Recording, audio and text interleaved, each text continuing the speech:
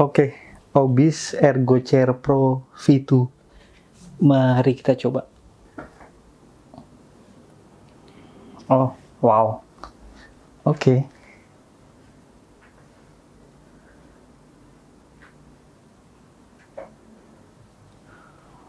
Oh, enak banget. Lumbar supportnya. Wow.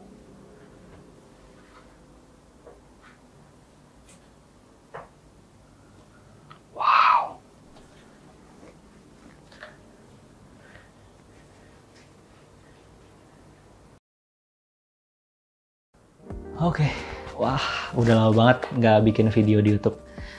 Bismillahirrahmanirrahim. Halo semuanya, kenalin nama saya Nirwan. Di channel ini saya biasanya bahas tentang setup, mulai dari kursi, meja, terus gadget pendukung lain kayak monitor, keyboard, mouse, PC, atau laptop. Pokoknya semua hal yang berhubungan dengan setup, saya biasanya bahas di channel ini. Dan saya juga mengucapkan terima kasih ke teman-teman semua yang udah subscribe channel ini. Kurang lebih udah 11.000 sekarang subscribernya. Thank you banget. Dan di video kali ini saya mau bahas salah satu item yang menurut saya paling penting di sebuah setup, yaitu adalah kursi. Ini adalah kursi dari brand Obis, tipenya Ergo Chair Pro versi kedua. Saya udah coba kursi ini selama 1 bulan lebih. Kebetulan saya juga punya Obis Ergo Chair Pro yang versi pertama. Pernah saya review juga yang versi pertama itu. Buat kalian yang belum nonton, sebaiknya stop video ini dulu dan tonton review Ergo Chair Pro versi pertamanya. Link videonya nanti saya taruh di deskripsi di bawah, karena di video ini kurang lebih saya akan bahas apa aja yang di-upgrade dari Ergo Chair Pro versi pertama ke versi kedua ini. Sebetulnya biar jadi ada gambaran aja buat teman-teman yang mungkin udah punya Obis Ergo Chair Pro versi pertama, perlu atau enggak upgrade ke yang versi kedua ini, dan juga buat teman-teman yang mungkin lagi cari-cari kursi, biar jadi ada gambaran juga, pilih yang versi pertama atau versi yang kedua, karena beda harganya nggak begitu jauh. Langsung aja saya bahas mulai dari proses perakitannya. Seperti yang versi pertama, di versi kedua ini juga proses rakitnya menurut saya gampang, karena kita udah dikasih 1 lembar petunjuk pemasangan, lengkap step by step-nya di situ, jadi tinggal diikutin aja. Termasuk juga baut-baut yang akan kita pasang itu udah dikasih keterangan huruf, jadi nggak bikin bingung penempatan masing-masing bautnya pas dipasang di part kursinya. Kita juga dapat Allen key atau kunci L buat pasang baut-bautnya, tapi desain Allen key yang dikasih di Ergo Chair Pro versi kedua ini menurut saya kurang cocok buat digunain di beberapa bagian, terutama pas perakitan bagian mekanisme bawah kursi, karena bentuknya itu kan kunci L, jadi mentok-mentok ke part yang lagi dipasang. Sementara di versi pertama itu Allen key yang didapat desainnya lebih enak karena ada pegangan di bagian atasnya, jadi lebih gampang megangnya dan nggak mentok-mentok pas lagi digunain. Saya rakit kursi ini kurang lebih 1 jam, menurut saya sih gampang, mungkin juga karena saya suka rakit-rakit produk kayak gini, tapi kalau misalkan kalian ada kesulitan, mungkin bisa langsung hubungi pihak UDES-nya untuk nanti dibantu atau dipandu untuk proses perakitannya. Saya mau kasih apresiasi juga ke UDES, brand yang ngeluarin kursi Obis ini, karena untuk packingnya aman banget, sampai kardusnya itu double layer, Jadi seharusnya untuk pengiriman jarak jauh akan aman karena kardus packingnya tebal banget. Selanjutnya saya bahas ukuran dari Obis Ergo Chair Pro versi pertama dan versi kedua ini, karena di review Obis Ergo Chair Pro versi pertama itu saya lupa banget masukin detail ukuran kursinya, jadi sekalian aja saya tampilin di video ini. Ini adalah ukuran dari masing-masing kursi di posisi dudukan paling rendah dan posisi armrest yang juga paling rendah. Semua settingannya normal, mulai dari posisi sandaran punggung, sandaran kepala, sampai posisi masing-masing dari armrestnya. Dan ini adalah ukuran dari masing-masing kursi di posisi paling tinggi, mulai dari posisi dudukan, armrest, sampai posisi headrest. Kalian harusnya bisa langsung notice apa bedanya Obis Ergo Chair Pro versi pertama dan versi kedua, tapi kalau belum jelas, sekarang saya bantu jelasin. Kalau dari bagian busa dudukan, terus mekanisme penggerak yang ada di bagian bawah, sampai bagian kaki dan roda antara versi pertama dan versi kedua ini nggak ada perubahan sama sekali. Versi kedua ini bagian dudukannya masih pakai bantalan busa yang feel-nya itu medium, dilapis sama kain yang lembut. Terus mekanisme penggerak di bagian bawah juga masih sama seperti yang versi pertama, jadi ada 4 tuas di bagian kanan dan 1 tuas di bagian kiri. Untuk masing-masing fungsinya, yang ada di kanan itu pertama untuk maju mundurin posisi dudukan kursi, kedua untuk atur tinggi rendah kursinya, ketiga untuk atur seberapa berat sandaran kursinya pas lagi di reclining atau direbahin, dan yang terakhir untuk atur angle dari posisi dudukan kursinya. Untuk 1 tuas di bagian kiri, fungsinya untuk atur posisi sandaran kursinya buat posisi reclining. Nah, terus apa dong bedanya Obis Ergo Chair Pro versi pertama dan versi kedua ini? Yang paling signifikan dan paling kelihatan bedanya itu ada di bagian armrest dan juga sandaran punggung. Saya jelasin satu-satu mulai dari bagian armrestnya. Ergo Chair Pro versi kedua ini punya desain armrest yang beda banget dengan versi pertama. Kalau yang versi pertama itu tiang armrestnya ada 2 bagian, jadi pas kita naikin, keseluruhan armrestnya itu akan ikut naik, yang bikin armrest ini agak wobble atau goyang pas di posisi yang lumayan tinggi. Sementara di versi kedua ini, tiang armrestnya jadi satu kesatuan dari bagian bawah sampai atas, dan pas armrestnya naik, tiang utamanya ini jadi lumayan bisa ngeredam wobble dari armrestnya. Terus yang paling kelihatan bedanya itu ada di bagian desain bantalan armrestnya. Obis menyebutnya ini 4D handrest. Jadi kalau yang versi pertama itu bentuknya sama kotak dari depan sampai belakang, sementara yang versi kedua ini bagian depannya lebih lebar dibanding bagian belakangnya.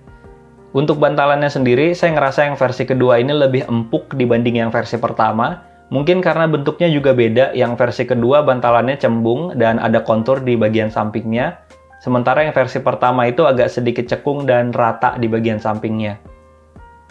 Perbedaan lain ada di movement bantalan armrest ini. Kalau yang versi pertama itu bisa diatur atas bawah kanan kiri plus atur arahnya tapi sedikit.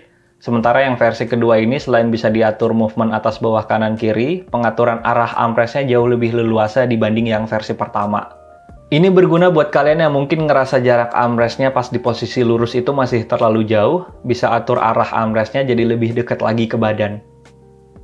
Selanjutnya saya bahas upgrade paling besar dari Obis Ergo Chair Pro versi pertama ke versi kedua ini, yaitu ada di bagian desain sandaran punggungnya. Kalau dari bahan sebetulnya masih sama dengan yang versi pertama, sandaran punggungnya masih pakai woven mesh, jadi nggak bikin punggung gerah.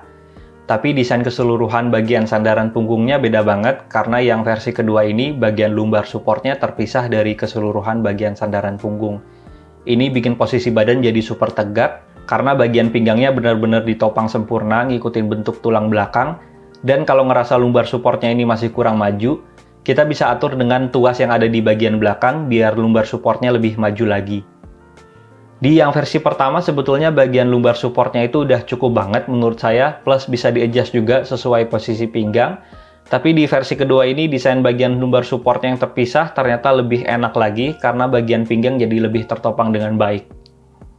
Desain lumbar support dari Ergo Chair Pro versi kedua ini juga bikin posisi duduk jadi lebih mundur, yang bikin bagian paha itu jadi tersangga dengan baik. Sementara di yang versi pertama, masih ada sedikit space di bagian depan pas posisi duduk paling mundur. Oh iya, kalau di yang versi pertama, tuas yang ada di bagian belakang sandaran itu untuk adjust kemiringan posisi sandarannya. Sementara di versi kedua ini, tuas yang sama fungsinya hanya untuk adjust angle dari lumbar supportnya. Tinggi saya 168 cm dan ini adalah settingan Obis Ergo Chair Pro versi kedua yang pas buat saya. Dudukannya saya set paling rendah, terus armrestnya naik satu step dari yang paling bawah, karena saya nyesuaiin tinggi meja setup saya yang punya tinggi top table 70 cm. Terus lumbar supportnya di posisi paling maju, dan headrestnya di posisi paling rendah dengan angle yang tegak.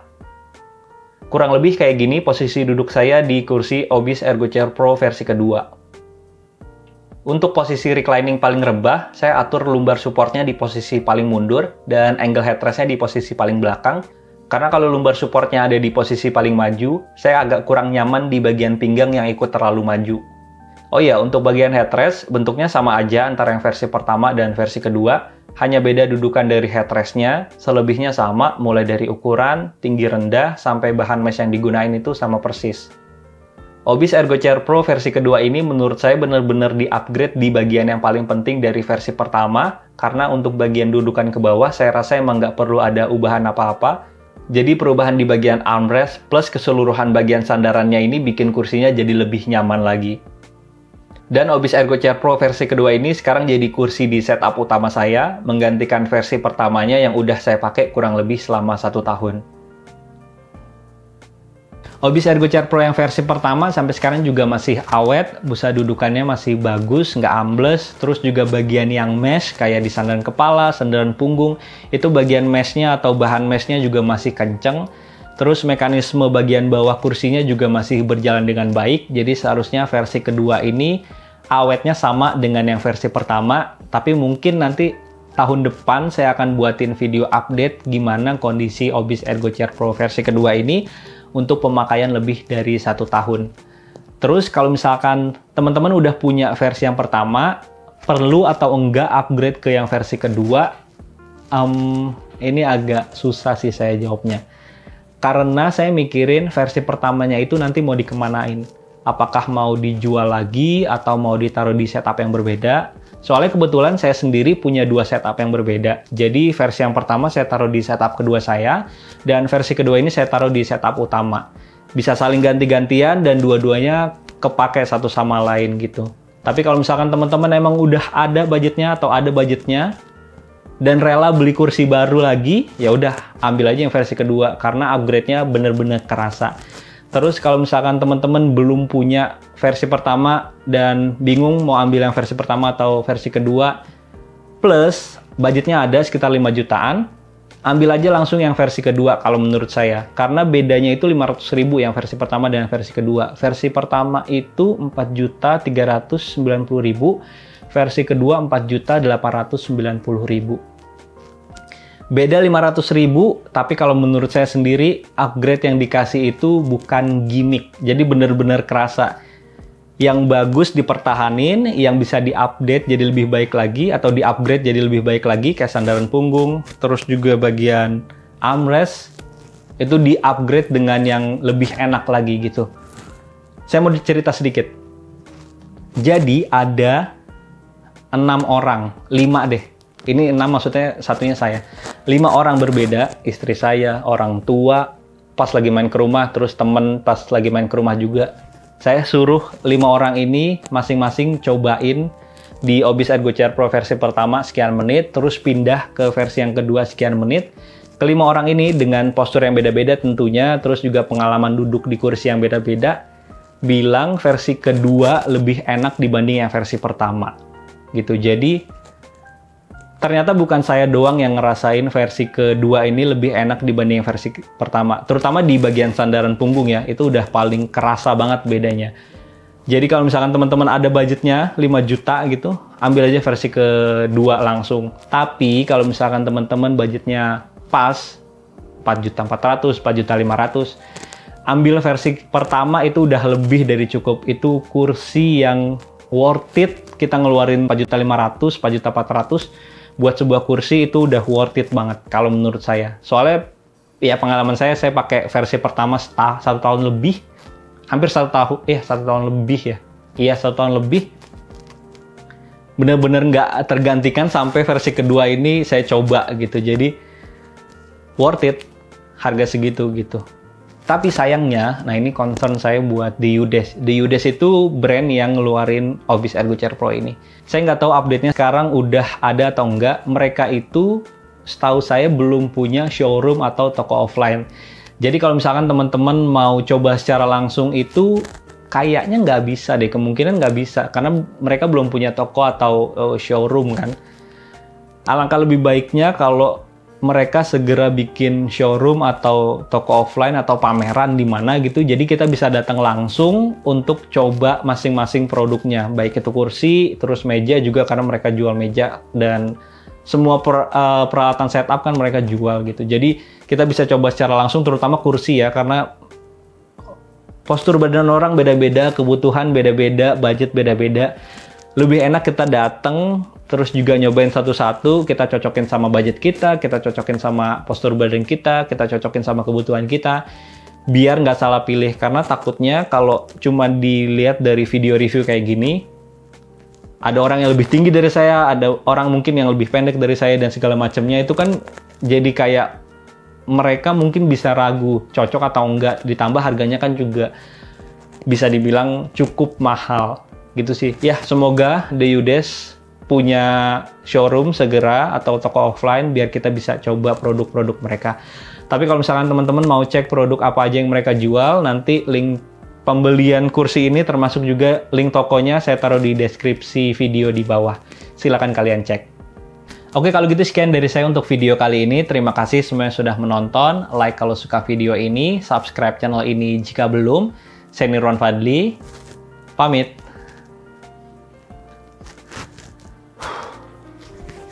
Oke.